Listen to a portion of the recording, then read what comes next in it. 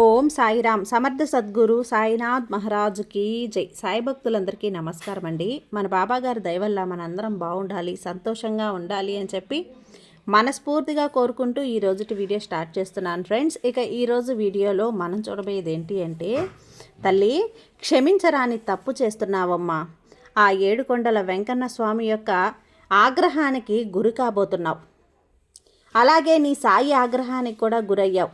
ఇదే నీకు ఆఖరి అవకాశం బిడ్డ. ఎందుకంటే ఇప్పటికే నీకు 11 విధాలుగా నిన్ను హెచ్చరించాను, 11 సూచనలు నీకు అందించాను, నీకంట పడేలా చేశాను. ప్రతిరోజు కూడా వెంకన్న స్వామి నీ ఇంటికి వస్తూ వెళ్తూ ఉన్నారు, నీ సాయితో సహా. కానీ వారి రాకను నువ్వు గుర్తించట్లేదు, గమనించట్లేదు. నిర్లక్ష్యంతో పక్కకు నెట్టేస్తూ ఉన్నావు. వారు నీతో ఏదో చెప్పాలని, ఏదో ఇవ్వాలని తహతహలాడుతూ ఉన్నారు తల్లి. ఏడుకొండల వెంకన్న స్వామి ఈరోజు సాయితో కలిసి నీ ఇంటికి వస్తున్నాడు. వారి రాకను నువ్వు గుర్తించడం లేదమ్మా, నిర్లక్ష్యం చేస్తున్నావు, నెట్టేస్తున్నావు. దానివల్ల ఏడుకొండల వెంకన్న స్వామి కూడా ఆగ్రహించాడు, నీ సాయి కూడా ఆగ్రహించారు. ఈ అవకాశం నీకు ఇది ఆఖరి అవకాశం బిడ్డ.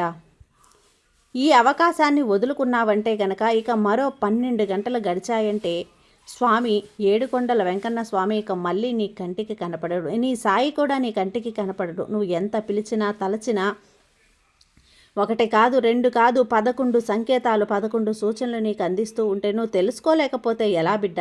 నీ కష్టాలను తీర్చాలని, నీ బాధలను తీర్చాలని, నీకు మంచి జీవితం ఇవ్వాలని, నీకు అదృష్టాన్ని ఇవ్వాలని, నువ్వు కోరినటువంటి కోరికలన్నీ తీర్చాలని, నీకు రావాల్సిన డబ్బుని, సిరి సంపదలని నీకు అందించాలి అని చెప్పి వెంకన్న స్వామి లక్ష్మీదేవితో సహా వెంట పెట్టుకొని ఈరోజు నీ సాయి నీ ఇంట్లో అడుగు పెడుతూ ఉన్నాడమ్మా. తప్పకుండా నువ్వు ఈ సంకేతాలు, ఈ సూచనలు నీకు అందజేస్తూ ఉంటే నువ్వు గుర్తించలేకపోతున్నావు. ఇక నిర్లక్ష్యంతోనే ఉన్నావు కదా, ఆ నిర్లక్ష్యంతోనే పక్కకి నెట్టేస్తున్నావు.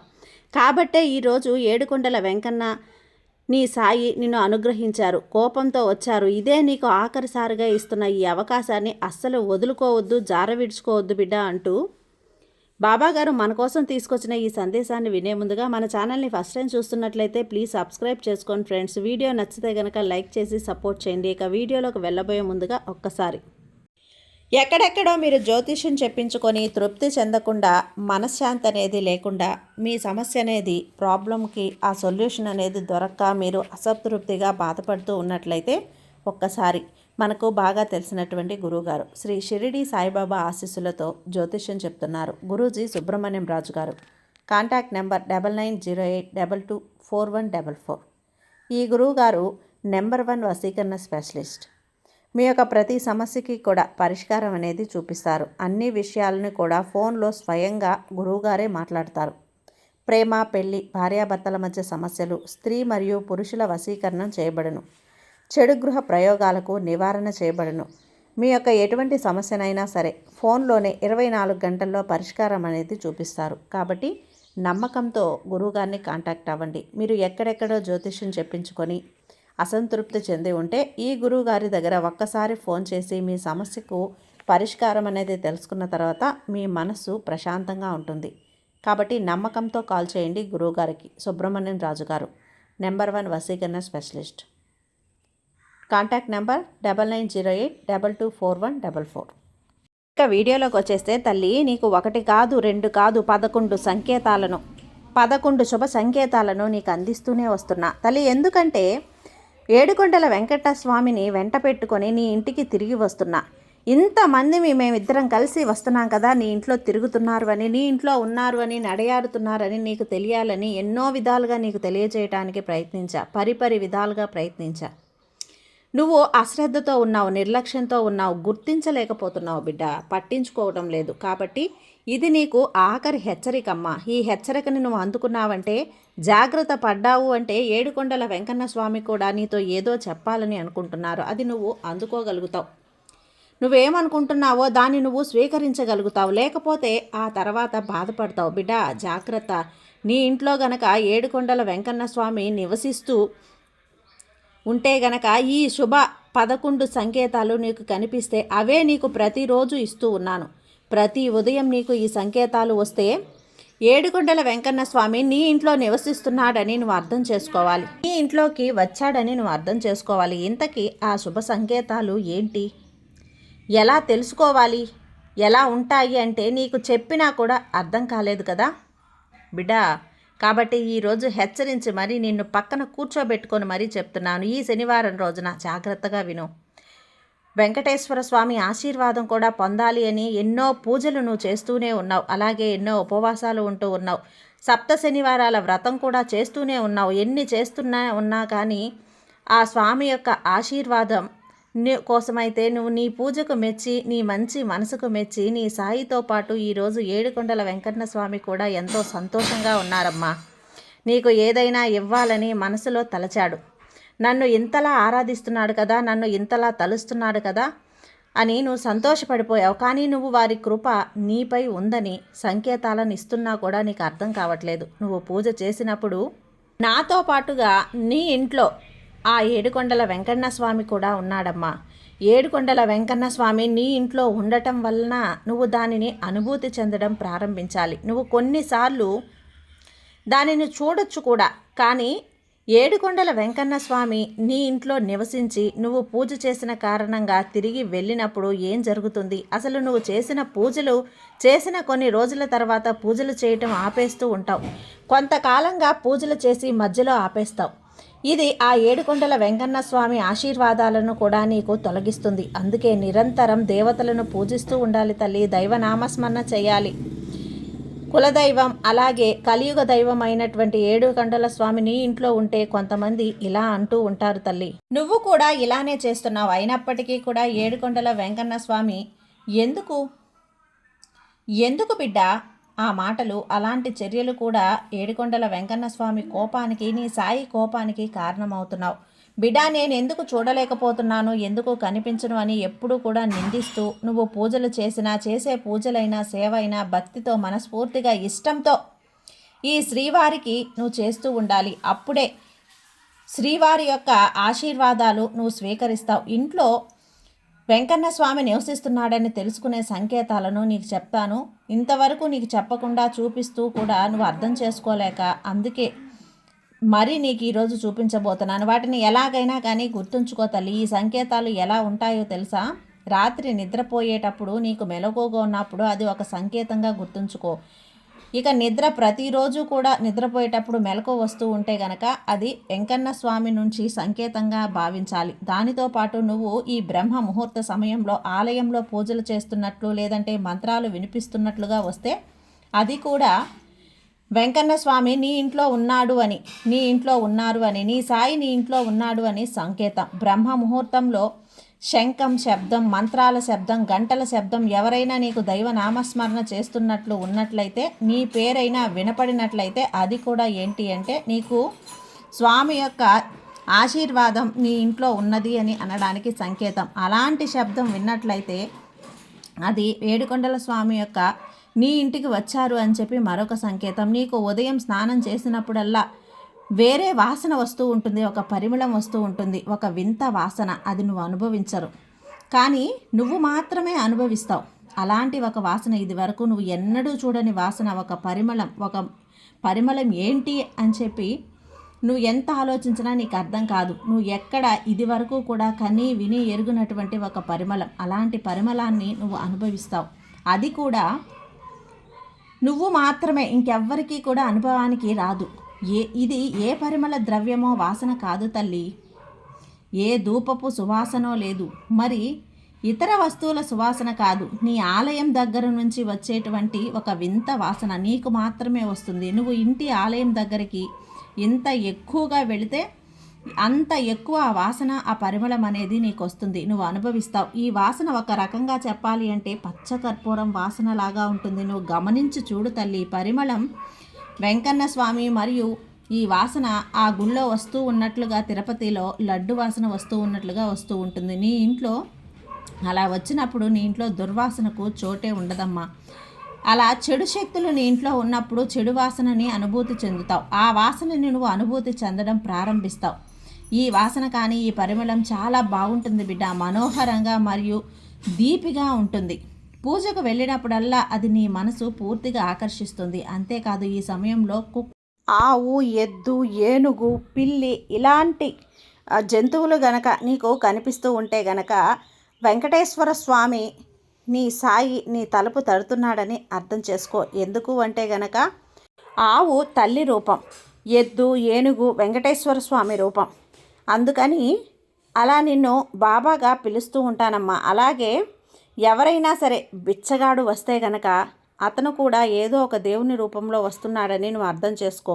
బాబానే నీ ఇంటికి సాక్షాత్తు వచ్చాడని అర్థం చేసుకో. నీ సాయి భిక్ష స్వీకరించి నీ కర్మలన్నీ తీసుకుంటున్నాడు, నీకు పుణ్యాన్ని ఇవ్వబోతున్నాడు అని నువ్వు అర్థం చేసుకో. అలాగే నువ్వు వారిని ఎప్పుడూ తరిమి కొట్టకూడదు, సంతృప్తి పరచాలి. అంటే నువ్వు వారికి ఆహారం ఇవ్వాలి, వారిని గౌరవించాలి. డబ్బు లేదా మరి తినడానికి ఏదైనా ఇవ్వటం, దానం చేయటం, ఆహారం పెట్టడం, కానీ వస్త్రదానం కానీ ఇలా నీకు తోచిన విధంగా నువ్వు ఏదో ఒక దానం ఏదో ఒకటి చేసి పంపు. అలా ఒట్టి చేతులతో పంపకు. రాత్రి నిద్రలో పదే పదే కలలు వస్తూ ఉంటే కనుక ఆ కలయో ఆలయం లేదా దేవుని విగ్రహం లేదా ఫోటో కానీ కనిపిస్తే అర్థం చేసుకో బిడ్డ. వెంకటేశ్వర స్వామి, ఈ కలియుగ దైవమైనటువంటి వెంకటేశ్వర స్వామి నీ సాయి ఉన్నారని అర్థం. కానీ నువ్వు దానిని తీసుకునేటప్పుడు దాని గురించి నీ మనసులో కొంత సందేహం వస్తుంది. అంతా బాగానే ఉన్నా ఆ నిర్ణయం తీసుకోకుండా నన్ను ఏదో ఆపేసింది, ఏదో జరుగుతోంది అంటే నువ్వు ఏదో ఒక దైవశక్తి ఆశీర్వదించబడ్డాదని అర్థం చేసుకో. కలియుగ వెంకటేశ్వర స్వామి సాయి ఆశీర్వాదాలు నీపై ఉన్నాయని అర్థం. అలాగే ధనవంతులైన పేదవారైనా ప్రతి చోట నీకు గౌరవం పొందుతావని అర్థం. తక్కువ పని చేసిన తర్వాత ఎవరైనా ఎక్కువ విజయాన్ని సాధిస్తే అది కూడా స్వామి యొక్క దయకు సంకేతం. వారి అష్ట కష్టాల నుంచి విముక్తి కలుగుతున్నారని, రక్షించబోతున్నారని. సాయి ఎవరి పట్ల సంతోషంగా ఉంటాడో వాళ్ళు ప్రతి పరిస్థితుల్లో కూడా సంతోష జీవితంలో ఎంత దుఃఖం ఉన్నా ఎల్లప్పుడూ కూడా సంతోషంగా ఉంటారు. ఆ దుఃఖాలు అంతగా బాధించకుండా చేస్తారు. అలాగే ఎటువంటి సమస్యలకి కూడా భయపడాల్సినటువంటి అవసరం లేదు. ప్రతి సమస్యను కూడా సులభంగా అధిగమించవచ్చు. గుడ్లగూబ కనిపిస్తే లక్ష్మీ అమ్మవారికి సంకేతం బిడ్డ. ఎందుకంటే స్వామికి ప్రియపాత్రులైనటువంటి అమ్మ లక్ష్మీదేవి. అమ్మ గుడ్లగూబ కనిపిస్తే కొన్నాళ్ళలో నీ ఇంట్లో అడుగు పెట్టబోతుంది అని అర్థం. స్వామితో కలిసి లక్ష్మీదేవి నీ ఇంట నివాసం ఉండబోతుంది అని అర్థం. గుడ్లగూబను చూసినట్లయితే అది చాలా శుభ సంకేతంగా లక్ష్మీ అమ్మవారికి వాహనాన్ని ముందుగా నీ దగ్గరికి పంపిస్తుంది అని అర్థం. అమ్మ లక్ష్మి సిరి సంపలతో, డబ్బు మూటలతో నీ ఇంట అడుగు పెట్టబోతుందని అర్థం చేసుకో. ఎక్కడైనా కానీ అకస్మాత్తుగా నువ్వు అనుకోకుండా గుడ్లగూబని కట్టపడితే గనక లక్ష్మీ అమ్మ నీ ఇంట్లోకి వస్తుందని అర్థం చేసుకో. లక్ష్మీదేవి నీ ఇంటికి వచ్చినప్పుడు అక్కడ ప్రజల ఆహారపు అలవాట్లు మారటం ప్రారంభిస్తాయి. అలాంటి ఇళ్లలో ప్రజలకు ఆకలి తక్కువగా ఉంటుంది, ప్రత్యేకత ఎక్కువగా ఉంటుంది. అలాంటి వారికి తక్కువ ఆహారం కూడా సరిపోతుంది. అంతేకాకుండా అలాంటి ఇళ్లలోని వ్యక్తులు మత్తు పదార్థాలు మరియు మాంసాహారానికి దూరంగా ఉండడం ప్రారంభిస్తారు. ఇది వరకు ఒకవేళ ఇలాంటి దుర్వాసనలకు లోనై ఉంటే గనక మనం చేసినా మానకుండా వినకుండా ఉన్నవారు ఒక్కసారిగా మారిపోతారు. లక్ష్మీదేవి పరిశుభ్రతను మార్పు చాలా ఇష్టపడుతుంది. తల్లి శుభ్రంగా ఉన్న ఇంట్లో లక్ష్మీదేవి నివాసం ఉంటుంది, తిష్ట వేసుకొని కూర్చుంటుంది. దీనితో పాటుగా శుభ్రం చేయటానికి ఉపయోగించే చీపురను కూడా లక్ష్మీదేవి స్వరూపంగా చెప్తారు. అమ్మకు ఎంతో ఇష్టమైనటువంటిది. ఉదయం ఎక్కడైనా సరే వెళ్తున్నప్పుడు ఇంటి బయట ఎవరైనా ఊడుస్తున్నట్లు కనిపిస్తే నువ్వు వెళ్ళే పనిలో నీకు విజయం లభిస్తుందని అర్థం బిడ్డ. కాబట్టి ఇది చాలా శుభ సంకేతంగా నువ్వు భావించాలి. అలాగే శంఖానికి ఒక ప్రత్యేకత స్థానం ఉంది తల్లి. శంఖానాదం ఎక్కడైతే ఉంటుందో అక్కడ శుభ సంకేతం. ఇది మాత్రమే కాదు తల్లి, శంఖం యొక్క శబ్దం కూడా చాలా చాలా పవిత్రమైనదిగా భావించాలి. కాబట్టి ఏదైనా శుభ సందర్భంలో పూజలో శంఖాన్ని ఊదుతూ ఉంటారు. ఉదయం నిద్ర లేవగానే శంఖ శబ్దం ఉంటే కనుక అది చాలా శుభ సంకేతంగా నువ్వు భావించాలి. ఉదయం నిద్ర లేవగానే శంఖం శబ్దం వినిపించడం వల్ల లక్ష్మీదేవి నీ ఇంట్లో గల్లు గల్లున గజ్జల శబ్దంతో వస్తుందని నువ్వు భావించాలి. కలియుగ దైవమైనటువంటి శ్రీ వెంకటేశ్వర స్వామి కూడా నీపై అనుగ్రహం కురిపించాడని నువ్వు నమ్మాలి తల్లి. 3 రోజులుగా ఇదే విధంగా నువ్వు చూసినట్లయితే ఆ స్వామి యొక్క అనుగ్రహం, లక్ష్మీదేవి యొక్క అనుగ్రహం అనేది నీకుంది అని అర్థం చేసుకొని పెద్దల ఆశీర్వాదాలు కూడా నీపై ఉన్నారని అర్థం చేసుకో. నీలకంఠ పక్షిని చూడటం, తరచుగా ఆవు నీ ఇంటి ముందుకు తరచూ రావటం ప్రారంభిస్తే, లేదా ఒకరోజు తెల్ల పాలు ఇంటి ముందుకు వచ్చి దాని దూడకు పాలు ఇస్తూ ఉంటే ఆ దూడ పాలు తాగితే గనక అది నీపై ఈ దేవతల ఆశీస్సులు ఉన్నట్లు అర్థం చేసుకో. నీ సాయి ఆశీస్సులు కూడా నీపై ఉన్నాయని అర్థం చేసుకో బిడ్డ. అంతటి అద్భుతమైనటువంటి సన్నివేశం ఈ సంఘటన నీ ఇంటి ముందు జరిగింది అంటే నీకు మహారాజ యోగం పట్టినట్టు. వచ్చే ఏడాదికి నీకు కుబేర స్థానంలో నువ్వు ఉంటావు అనటానికి ఎలాంటి సందేహము కూడా లేదమ్మా.